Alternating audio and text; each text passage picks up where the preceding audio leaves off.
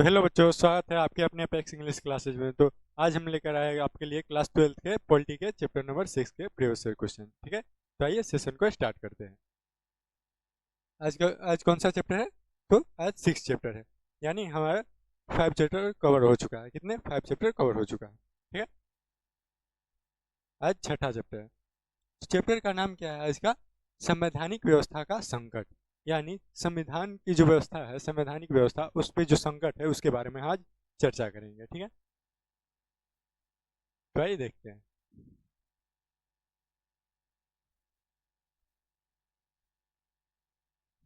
देखिए, क्या है संवैधानिक व्यवस्था?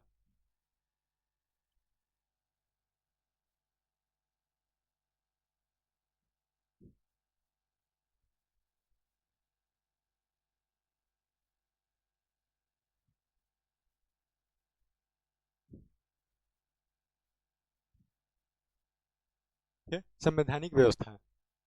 तो आज का जो क्वेश्चन है पहला, वो क्या है? भारतीय संसद, ये जो भारतीय संसद है, निम्न में से सदन कौन सा है? ये जो भारतीय संसद है उसका निम्न सदन कौन सा है, पूछा जा रहा है। ठीक है, तो ये देखते हैं। ये जो सांसद है, ठीक है, इसकी चर्चा किस में की गई है? तो आर्टिकल, इसकी चर्चा की गई है अनुच्छेद 79 में।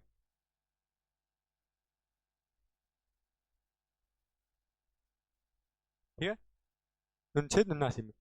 तो इसके सांसद जो है, इसके दो दो सदन होते हैं। ठीक है, एक पहला होता है जो उच्च सदन,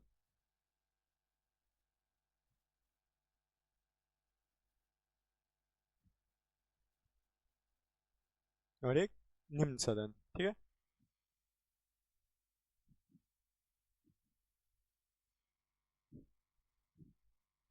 तो ये जो उच्च सदन है उसमें आ जाता है क्या? राज्यसभा। और निम्न सदन में लोकसभा आ जाता है। ठीक है,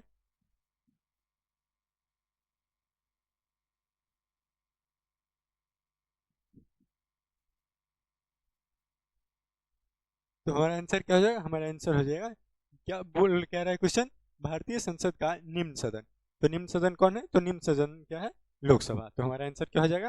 हमारा आंसर हो जाएगा सी, यानी लोकसभा। तो आइए अगले प्रश्न पे चलते हैं। अगला प्रश्न है आज का, केंद्र राज्य संबंध किस अनुसूची में शामिल है? पूछा कब गया है? तो 2024 में पूछा गया है। कब पूछा गया? 2024 में पूछा गया। बोल रहा है केंद्र और राज्य संबंध किस अनुसूची से संबंधित है। यानी ये जो केंद्र है और राज्य के बीच संबंध जो है वो किस अनुसूची से संबंधित है?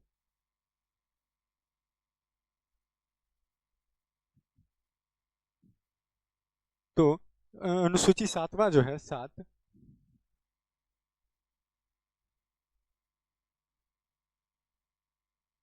ठीक है, सातवीं जो अनुसूची है उसमें क्या है? तो उसमें है शक्तियों का विकेंद्रीकरण।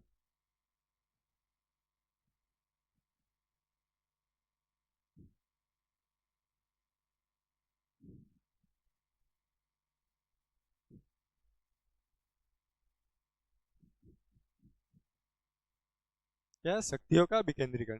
यानी शक्ति जब किसी एक के यानी पावर जो होता है किसी एक के हाथ में हो तो कुछ ही समय के लिए पावरफुल रहता है। ठीक है, पावर, शक्ति किसी के एक हाथ में किसी एक व्यक्ति के हाथ में हो तो कुछ ही समय के लिए पावरफुल रहता है, और और ज़्यादा पावरफुल नहीं हो पाता है, क्योंकि समय के साथ उसकी जो पावर है घटती चली जाती है। और यही पावर एक से अधिक व्यक्ति के हाथ में चले जाए, ठीक है, अधिक, तो सब मिलकर सब मिलकर हमेशा पावरफुल बने रह सकते हैं। ठीक है, तो इसीलिए इसी को देखते हुए सातवीं अनुसूची में शक्तियों का विकेंद्रीकरण किया गया, जिसमें संघ सूची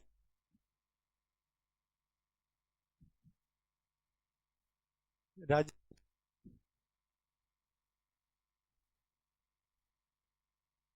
और समवर्ती सूची आती है।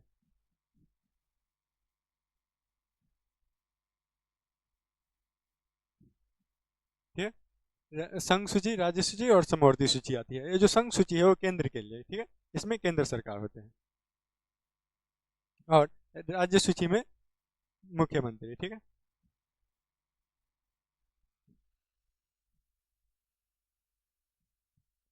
और ये जो समवर्ती सूची है, यानी इसमें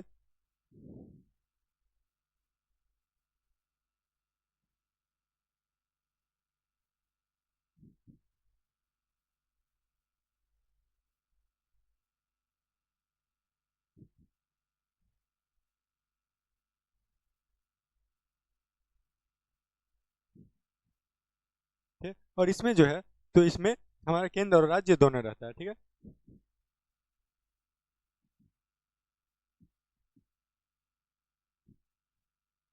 दोनों रहता है। तो केंद्र और राज्य के बीच संबंध के लिए बोल रहा है, तो वो कौन है, तो समवर्ती सूची हो जाएगा, ठीक है। और राज्य के लिए, तो राज्य के लिए हो जाएगा राज्य सूची, और संघ के केंद्र के लिए तो संघ सूची। तो पूछ कौन रहा है, तो केंद्र और राज्य के बीच संबंध, तो किस किस अनुसूची में है, तो 7वीं अनुसूची में, ठीक है। तीसरा नंबर क्वेश्चन है, कौन सा अनुच्छेद भारतीय संविधान के आत्मा के रूप में जाना जाता है, यानी भारतीय संविधान जो है उसकी आत्मा के रूप में कौन से अनुच्छेद को जाना जाता है। तो कौन से अनुच्छेद को जाना जाता है, तो अनुच्छेद 32 को जाना जाता है। तो इसमें है क्या, तो इसमें है प्रस्तावना। इसमें क्या है, इसमें प्रस्तावना है। तो इसको क्या भारतीय संविधान की आत्मा के रूप में जाना जाता है। किस रूप में जाना जाता है, तो भारतीय संविधान की आत्मा के रूप में, ठीक है। और अनुच्छेद 19 में क्या है, तो अनुच्छेद 19 में है अभिव्यक्ति की स्वतंत्रता। क्या, अभिव्यक्ति की स्वतंत्रता, ठीक है, अभिव्यक्ति की स्वतंत्रता है 19 में। और 21 में क्या है, तो 21 में है प्राण व दैहिक जीवन की स्वतंत्रता, ठीक है।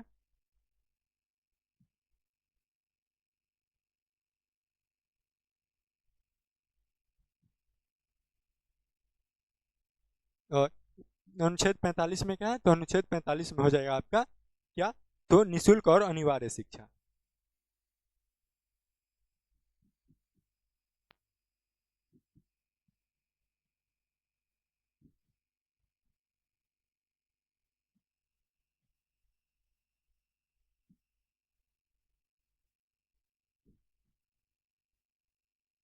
ठीक है, तो इतना याद रहेगा, तो हमारा आंसर क्या हो जाएगा, हमारा आंसर हो जाएगा सी।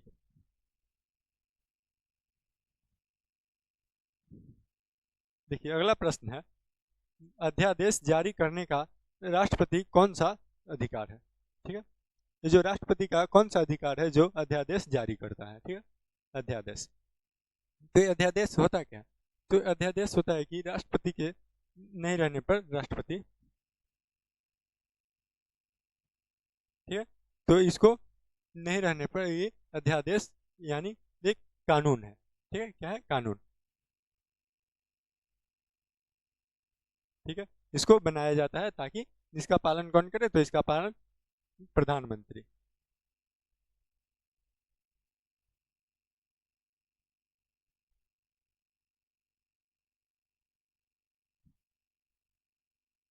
ठीक है, पूछा कब गया, तो 2024 में। तो ये क्या है, तो एक विधायी है, क्या है, ये कौन सा अधिकार है, तो एक विधायी अधिकार है। ये राष्ट्रपति का कौन सा अधिकार है, तो विधायी अधिकार है, जो कि अध्यादेश जारी करता है, ठीक है। 5वां नंबर क्वेश्चन है, हम भारत के लोग शब्द का प्रयोग संविधान के किस भाग में किया गया है, ये किस भाग में किया गया है, तो ये किसमें है, तो ये प्रस्तावना में किए गए हैं। किसमें है, तो ये प्रस्तावना में है। प्रस्तावना में है कि हम भारत के लोग, ठीक है,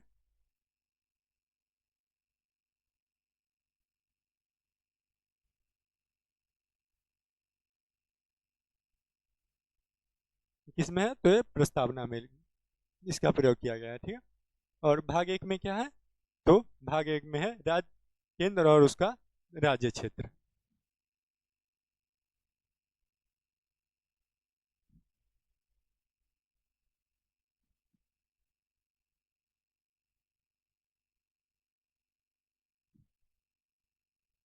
ठीक है, केंद्र और उसका राज्य क्षेत्र। और इसमें क्या है, दूसरा में भाग दो में, तो इसमें है नागरिकता है, ठीक है।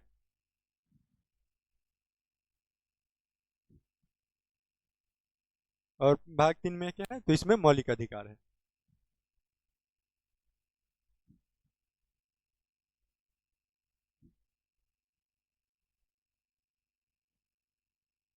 ठीक है, याद रहेगा इतना। तो ये अगले प्रश्न में, अगला प्रश्न है, संविधान के 11वीं अनुसूची में कितने विषय हैं? ये जो संविधान की 11वीं अनुसूची है उसमें कितने विषय हैं? तो कितने विषय हैं? तो पहले जो है क्या, अनुसूची,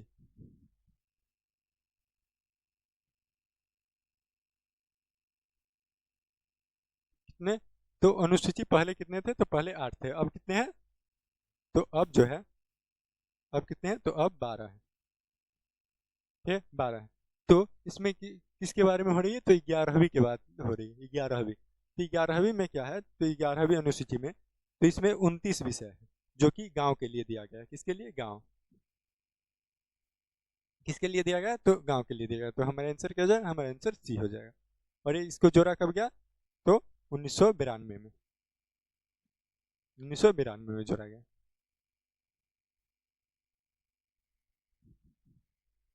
देखिए अगला प्रश्न है, निम्नलिखित में कौन सा शब्द प्रस्तावना में 42वें संविधान संशोधन में जोड़ा गया? यानी संविधान में जो 42वें संविधान संशोधन हुआ उसमें प्रस्तावना में कौन सा शब्द जोड़ा गया? तो उसमें जोड़ा गया कौन सा शब्द? तो उसमें जोड़ा गया समाजवाद।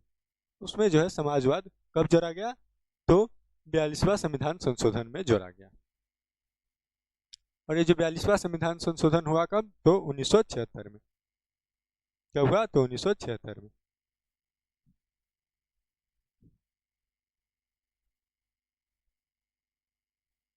देखिए अगला प्रश्न है, संविधान को पवित्र दस्तावेज किसने कहा? ये जो संविधान है उसको सब पवित्र दस्तावेज किसने कहा? पूछा गया कब? तो 2024 में पूछा गया। तो किसने कहा? तो अंबेडकर जी ने संविधान को पवित्र दस्तावेज कहा है। कौन कहे? तो अंबेडकर जी।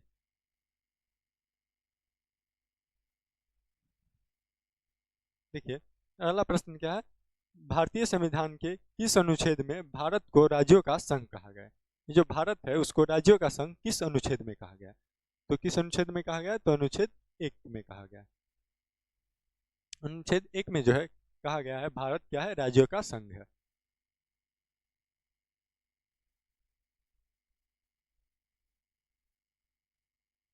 ठीक है, अनुच्छेद राज्यों का संघ है। भारत क्या है? राज्यों का संघ है, अनुच्छेद 1 में कहा गया है।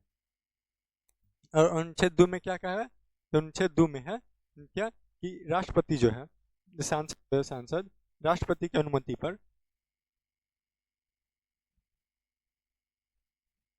सांसद राष्ट्रपति की अनुमति पर किसी भी नए क्षेत्र को राज्य में जोड़ सकता, देश में जोड़ सकता है, किसी भी नए क्षेत्र को। ठीक है,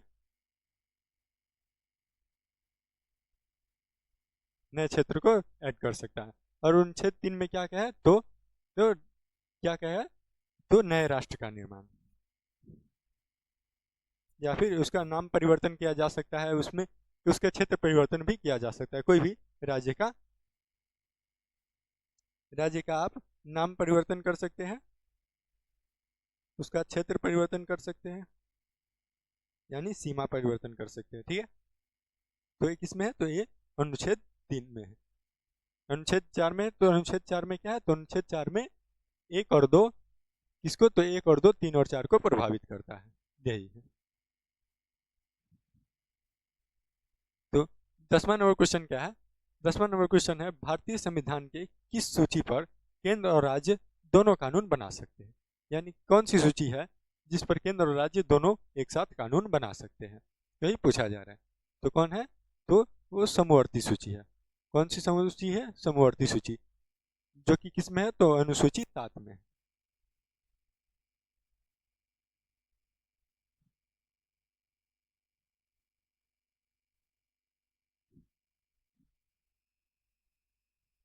अनुसूची 7 में है। ठीक है, और अनुच्छेद किस में है? तो अनुच्छेद 246 में है।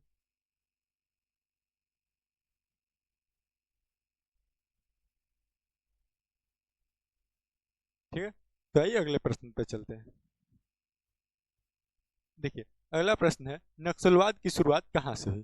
तो ये जो नक्सलवाद है उसकी शुरुआत कहाँ से हुई? तो कहाँ से हुई थी? तो पश्चिम बंगाल से हुई थी। कहाँ से हुई थी? पश्चिम बंगाल से। हमारा आंसर क्या हो जाएगा? हमारा आंसर हो जाएगा बी।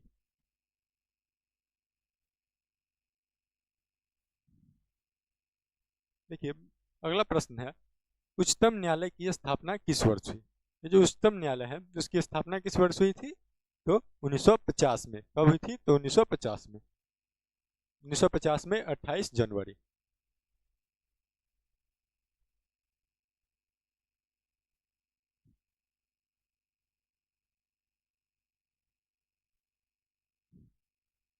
अगला प्रश्न है 86वां संविधान संशोधन संबंधित है, किससे संबंधित है 86वां संविधान संशोधन? तो ये शिक्षा के अधिकार से संबंधित है। किससे संबंधित है? तो शिक्षा के अधिकार से। किससे संबंधित है? तो शिक्षा के अधिकार से। यहाँ पे आपका गया।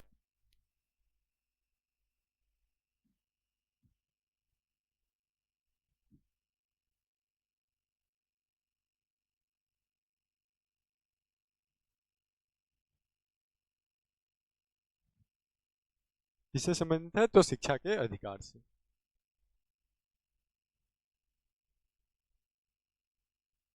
अगला प्रश्न है किस अनुच्छेद के अंतर्गत पंचायतों को संवैधानिक दर्जा दिया गया? ये पूछा कब गया? तो ये 2023 में पूछा गया है। कब पूछा गया? तो 2023 में। यानी पंचायत जो है उसको इसकी तो संवैधानिक दर्जा दिया गया है। तो किस अनुच्छेद के अंतर्गत दिया गया है? तो 243 के अंतर्गत दिया गया है, 243। और ये जो 243 है, 243, तो इसमें आपको सी लगा दिया जाए तो ये क्या हो जाएगा? अनुच्छेद 243 के सी, तो ये जो है पंचायत जो है त्रिस्तरीय है। पंचायत कैसा है? तो त्रिस्तरीय है। ग्राम पंचायत कैसा है? तो त्रिस्तरीय।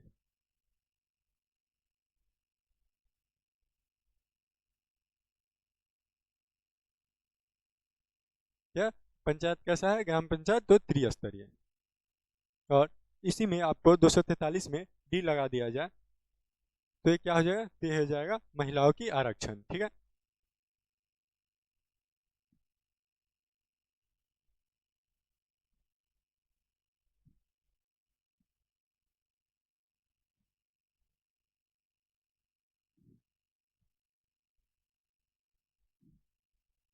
कितना? तो 33%। इतना याद रहेगा तो हमारा आंसर क्या हो जाएगा? हमारा आंसर हो जाएगा बी, अनुच्छेद 243। अगला प्रश्न है 15 नंबर प्रश्न, भारत में राष्ट्रीय आपात की घोषणा कौन करता है? ये जो राष्ट्रीय आपात है उसकी घोषणा कौन करता है? तो कौन करता है? तो ये जो राष्ट्रीय आपात है उसकी घोषणा कौन करता है? तो उसकी घोषणा राष्ट्रपति करता है। और किस अनुच्छेद के द्वारा करता है? तो 352, अनुच्छेद 352। तो ये किस स्थिति में किया जाता है? तो ये किया जाता है बाह्य आक्रमण की, बाहरी आक्रमण। ठीक है।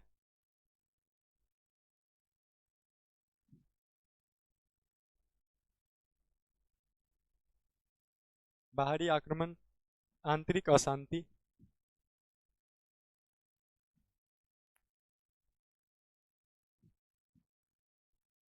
इन स्थितियों में इसको, ठीक है, घोषणा की जाती है। इसकी घोषणा, राष्ट्रीय आपात की घोषणा। ठीक है। और इसकी घोषणा कौन करता है? तो राष्ट्रपति। इस अनुच्छेद के द्वारा, तो अनुच्छेद 352। अगला प्रश्न है लोकसभा में अनुसूचित अनुसूचित जनजातियों के लिए कितनी सीट आरक्षित है? यानी कितनी सीट जो है अनुसूचित जनजातियों के लिए आरक्षित है? तो कितनी है? तो 47 सीट जो है अनुसूचित जनजातियों के लिए आरक्षित है। पूछा कब गया? तो 2023 में पूछा गया। देखिए अगला प्रश्न है, अगला प्रश्न 1975 की राष्ट्रीय आपात की घोषणा किस समय प्रधानमंत्री कौन थे? 1975 में जब राष्ट्रीय आपात की घोषणा हुई थी तो उसमें उस समय जो भारत की प्रधानमंत्री थी वो कौन थे? तो वो थी इंदिरा गांधी जी। ठीक है।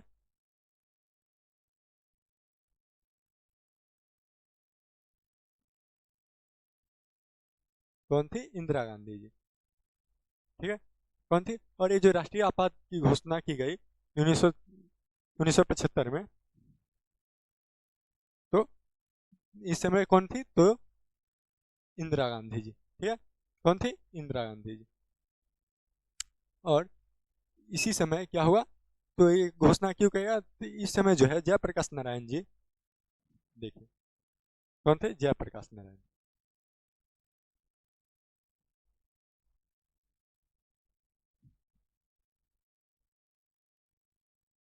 जयप्रकाश नारायण का जो मत था, यानी उनका जो कहना था कि ये जो कांग्रेस के जो नेता है तो वो क्या है, भ्रष्ट है। क्या भ्रष्ट। कांग्रेस के जो नेता है, जितने भी नेता है, सभी भ्रष्ट है, ठीक है। तो उनका जो कहना था कि ये क्या था, तो उनका कहना था कि इंदिरा हटाना, इंदिरा जी को हटाने के लिए।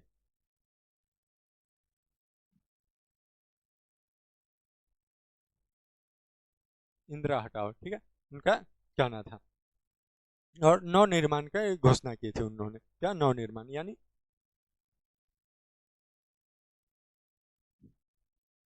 नव निर्माण के उन्होंने घोषणा की। तो 1974 में जो है, उनकी जो जयप्रकाश नारायण के जो समर्थन कर रहे थे जितने भी छात्र, ठीक है, छात्र, तो 1974 में जो है उन्होंने क्या किया, छात्र सब, तो 1974 में जितने भी कांग्रेस के नेता थे उनको वो जबरदस्ती उनको पद से इस्तीफा दिलवाने लगे, ठीक है। 1974 में दिलवाने, जबरदस्ती दिलवाने लगे। तो 1975 में क्या हुआ, तो उस समय 1974 में ही, 74 में इंदिरा जी ने एक संशोधन किया, 33वां संशोधन, संविधान संशोधन, जिसमें कहा गया कि ये जो विधायक और सांसद है ये सब, तो इसकी जो क्या है, त्याग पत्र इसको स्वीकार नहीं किया जाएगा। अगर ये किसी दबाव में आकर अपना त्याग पत्र दे रहे हैं तो इसको स्वीकार नहीं किया जाएगा। यही उस संशोधन में कहा गया, ठीक है। और इसी दौरान ये जो इंदिरा हटाओ का नारा है, ये बहुत आक्रोश ला दिया, और इससे क्या हुआ, तो हिंसक हिंसा बढ़ने लगी देश में बहुत सी क्या होने लगा, दंगे होने लगे, दंगे फसाद होने लगे इसके कारण। और उस समय जो है अब्दुल गफूर जो है वो बिहार के मुख्यमंत्री थे, ठीक है।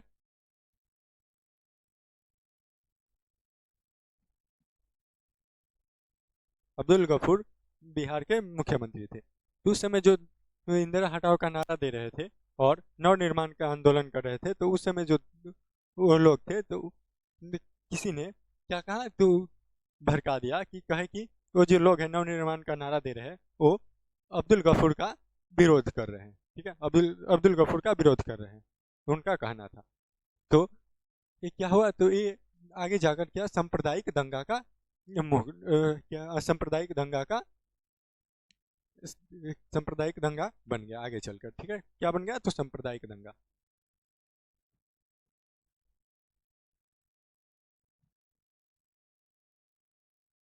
सांप्रदायिक दंगा का रूप ले लिया ये आगे चलकर, क्योंकि ये जो अब्दुल गफूर है ये मुस्लिम है, और जितने भी समर्थन थे उसमें ज्यादा हिंदू थे, ठीक है, हिंदू। तो ये आगे चलकर सांप्रदायिक दंगा का रूप ले लिया, जो कि बहुत ही ये सही नहीं था, ठीक है, सही नहीं था। तो इसको देखते हुए 1975 में इंदिरा इंदिरा गांधी जी क्या राष्ट्रीय आपात की घोषणा की, ठीक है, राष्ट्रीय आपात की घोषणा की करवाई। और इस समय जितने भी कांग्रेस के विरोधी नेता थे उनको जबरदस्ती जेल में डाल दिया गया, ठीक है, सभी को जेल में डाल दिया गया। तो 1975 की राष्ट्रीय आपातकाल की घोषणा के समय प्रधानमंत्री कौन थे, तो इंदिरा गांधी जी। और कब हुई थी, तो 1975 में राष्ट्रीय आपात की घोषणा हुई थी।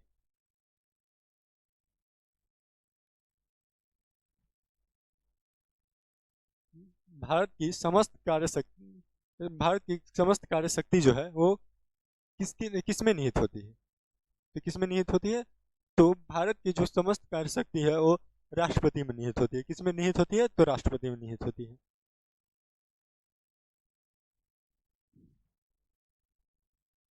संपूर्ण क्रांति का नारा किसने दिया, पूछा गया 2016 में और 19 में पूछा गया। तो संपूर्ण क्रांति का नारा किसने दिया, तो जयप्रकाश नारायण जी। कौन दिए थे, तो जयप्रकाश नारायण जी दिए थे संपूर्ण क्रांति का नारा। अगला प्रश्न है, भारत में किस अनुच्छेद के तहत राष्ट्रीय आपात लगा। जो राष्ट्रीय आपात है किस अनुच्छेद के तहत लगा, तो किस अनुच्छेद के तहत लगा, तो 352 के तहत, 352 के तहत। और ये 360 क्या है, तो ये राष्ट्रीय वित्तीय आपातकाल, क्या है, वित्तीय आपातकाल।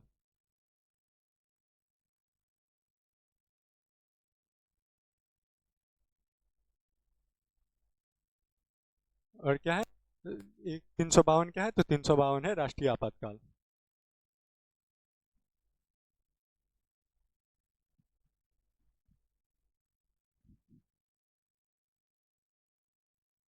और 356 जो है, 356 क्या है, तो ये है राष्ट्रपति शासन। ठीक है,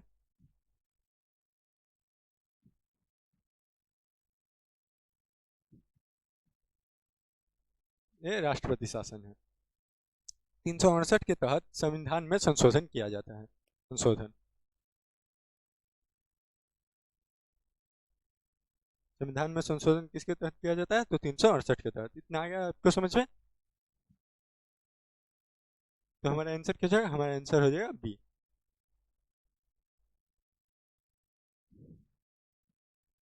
तो आज का सेशन यहीं तक समाप्त हुआ। वीडियो कैसा लगा कमेंट में जरूर बताइएगा, और कोई भी दिक्कत हो तो कमेंट में बता दीजिएगा। तो वीडियो को ज़्यादा से ज़्यादा शेयर कीजिएगा, लाइक कीजिएगा। ठीक है, धन्यवाद।